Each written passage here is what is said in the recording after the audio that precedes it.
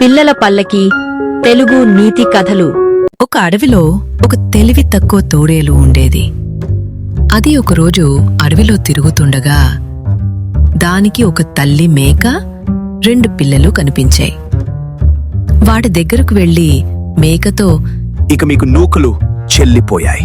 ముందు నీ పిల్లలను తిని ఆ తర్వాత నీ సంగతి చూస్తా అంది.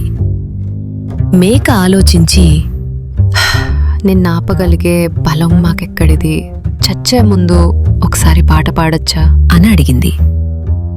సరేనంది తోడేలు. అప్పుడవి పెద్దగా అరిచాయి.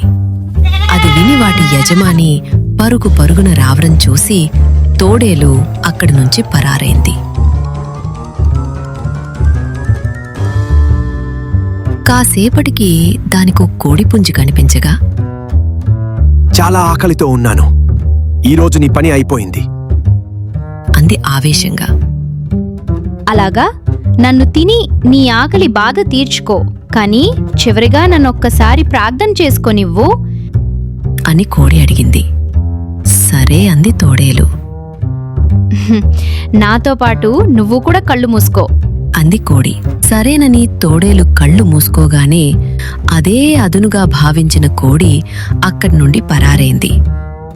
నోటికి చిక్కిన ఆహారం పోవడంతో ఉసూరుమంటూ వెళ్ళిపోయింది తోడేలు. కొద్ది దూరం వెళ్ళగానే దానికొక పొట్టేలు కనిపించింది.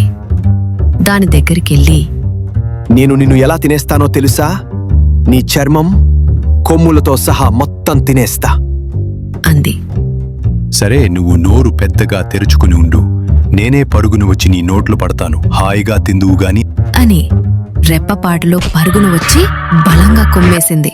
ఆ దెబ్బకు తోడేలు కొయ్యో మొర్రో అనుకుంటూ అక్కడికక్కడే కుప్పకూలింది. పొట్టేలు అక్కడి నుండి వెళ్ళగానే బ్రతుకు జీవుడా అనుకుంటూ లేచి వెళ్ళిపోయింది. కథ నచ్చినట్లయితే లైక్ చేసి ఛానల్ను సబ్స్క్రైబ్ చేయండి.